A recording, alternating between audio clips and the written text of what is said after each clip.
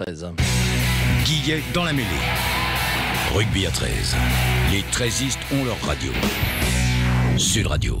Et évidemment, c'est ici que ça se passe et c'est avec Eric Taroux comme chaque mardi soir. Et alors Eric, comme chaque mardi, on fait un point déjà pour commencer sur les classements et résultats de l'élite 1.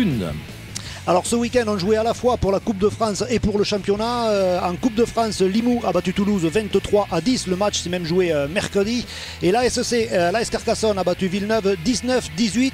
C'est d'ailleurs, ce match va certainement rentrer dans l'histoire du rugby à 13 parce que c'est la première fois que la règle du point en or est appliquée.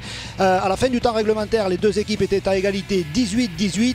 Et le premier qui marque dans la prolongation a raflé la mise. Et c'est le demi-mêlée de Carcassonne, Hélène, qui a mis un drop dès la deuxième minute et qui a donc qualifié l'AS Carcassonne. Avec oui. Vas-y, en championnat, voilà, Lézignan a été battu sur son terrain par l'équipe en forme du moment, Pia, qui s'est imposé sur le stade du Moulin 33-18. Montpellier a été sévèrement battu par la réserve des Petits Dragons. L'entente Saint-Estèphe 13 catalan s'est imposée à Montpellier 64-10. Et tant que j'étais à la Coupe de France, je vous donne le résultat du tirage au sort des demi. Oui.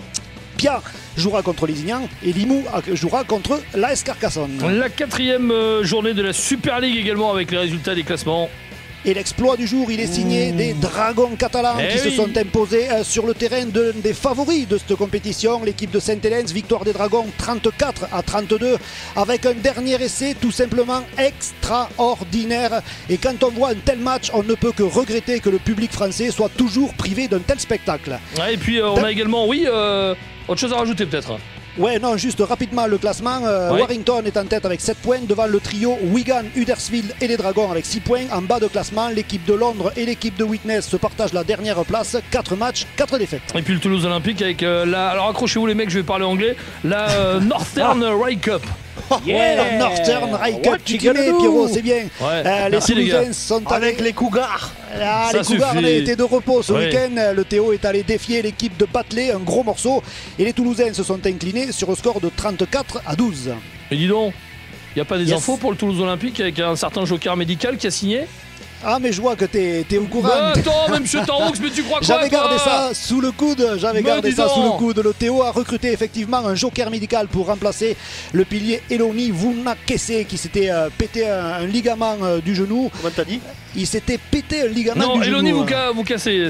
Eloni Vunakese, voilà, c'est un Fidjien. Il est remplacé donc par Shane Blackett, un pilier ou seconde ligne de 24 ans qui pèse une centaine de kilos. Australien. Un Australien. Il joue à Penrith. Il devrait faire un bien fou à l'équipe de Gilles Dumas. 1m86, 100 kg le garçon.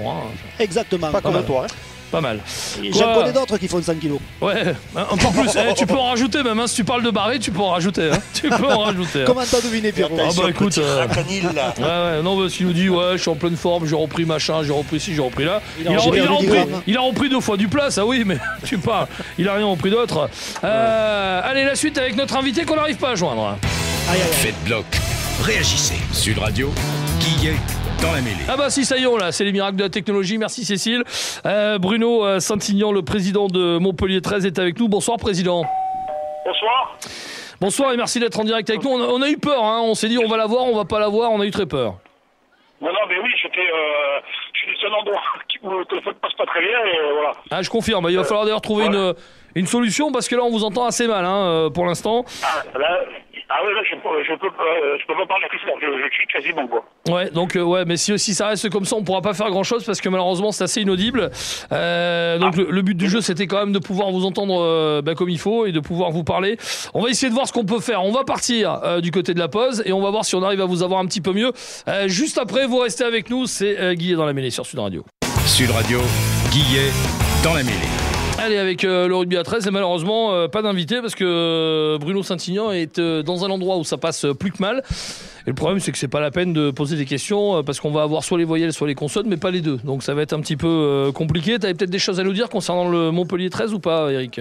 L'équipe de Montpellier, effectivement, joue sa deuxième saison en élite et l'ensemble du rugby à 13 pensait que cette équipe était en train de monter en puissance. Malheureusement, elle a du mal à décoller, toujours scotchée à l'avant-dernière place. Ouais. Alors, pour préparer l'émission, pour tout vous dire, j'en discutais un petit peu avec Bruno Saint-Ignan, le président.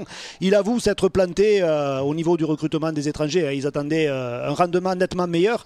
Encore une fois, ça me rappelle les mêmes problèmes dans l'autre rugby, puisque il y a pas mal d'équipes qui ont recruté des étrangers et qui finalement se retrouvent en bas du classement. Donc il vaut mieux peut-être insister sur la formation à la française plutôt qu'aller chercher ailleurs ce qu'on a finalement chez soi. La prochaine fois que tu discutes avec lui avant l'émission, essaie d'enregistrer, comme ça on passera éventuellement. Xavier. Non, j'avais envie de revenir sur les Drax quand même, qu'on fait un exploit extraordinaire. Alors, chez mes amis anglais qui comptaient fort. Alors, quand Xavier Barré dit les Drax, c'est les Dragons catalans, je précise, voilà, pour ceux qui sont un peu novices. Ouais, mais les amateurs de Wallis 13istes savent très bien qui c'est les Drax. Alors, un essai extraordinaire à la dernière minute. Eric, est-ce que vraiment cette année, quand même, les Dragons ont le potentiel pour aller jusqu'en finale, parce qu'ils ont annoncé des objectifs en début de saison? Très honnêtement, je crois que l'équipe des Dragons cette année s'est bien renforcée. Tous les postes sont quasiment doublés. Il y a vraiment un gros potentiel.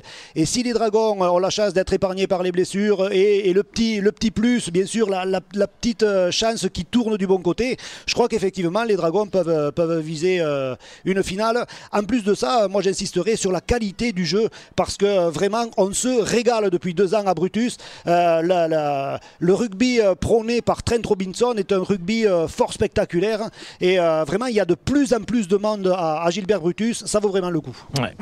Merci Eric, et désolé Bruno Saint-Ignan, le président de Montpellier 13, qui était dans une zone visiblement pas terrible. Alors soit il faut qu'il change d'opérateur, soit il faut qu'il change d'endroit, mais là pour le coup ce soir c'était un petit peu compliqué.